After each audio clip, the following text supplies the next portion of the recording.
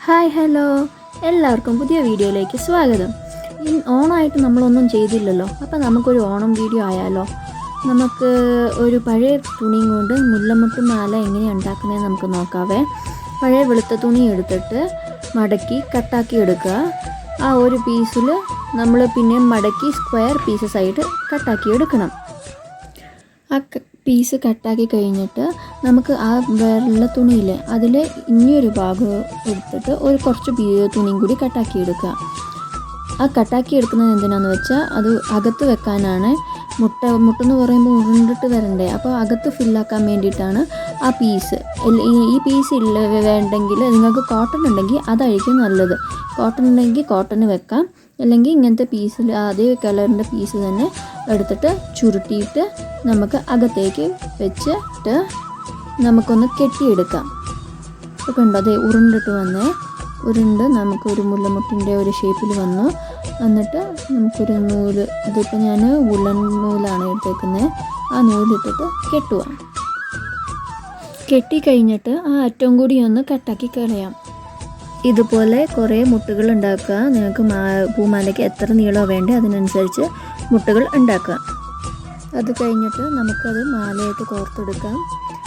സൂചി നൂലും വെച്ചിട്ടാണ് ഞാനിവിടെ കോർത്തെടുക്കുന്നത്.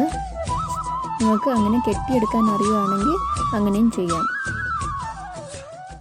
അതുപോലെ എല്ലാ മുല്ലമുട്ടും കോർത്തെടുക്കുക.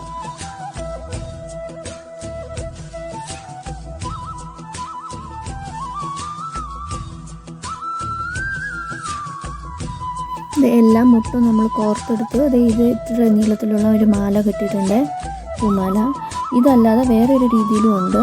നമുക്കത് മുല്ലമുട്ട് ഓരോന്നും എടുത്തിട്ട് അറ്റം ഒന്ന് മറ്റേ ലൈറ്റർ വെച്ചിട്ടൊന്ന് കത്തിച്ച് കൊടുക്കുക. അതാണെങ്കിൽ അതിൻ്റെ നൂലൊന്നും പുറത്തോട്ട് വിടർന്ന് വരികയില്ല, അതൊന്ന് ഉരുകാൻ വേണ്ടിയിട്ടാണ്.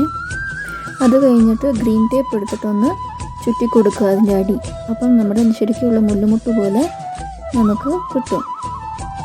എല്ലാ മുട്ടിൻ്റേതും അതുപോലെ ഒന്ന് ഒട്ടിച്ചെടുക്കുക.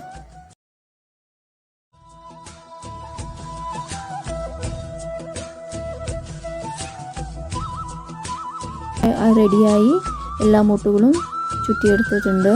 ഇനി നമുക്ക് കോർത്തെടുക്കാം.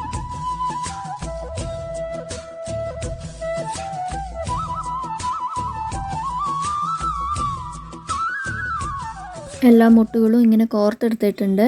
എന്നിട്ട് ലാസ്റ്റത്തെ മുട്ട് കോർത്ത് കഴിഞ്ഞിട്ട് ഒന്ന് കെട്ടിയിടുക. അതാണെങ്കിൽ മുട്ട് നൂലേന്ന് അടന്നു പോകുകയല്ല, അതുകൊണ്ടാണ് ഞാൻ കെട്ടിയിടുന്നത്. 2 രീതിയിൽ ഉണ്ടാക്കിയ പൂമാല ഞാൻ ഫോട്ടോ ഇട്ടിട്ടുണ്ട്. ഏതാ ഇഷ്ടപ്പെട്ടതെന്ന് കമൻ്റ് ആക്കണേ.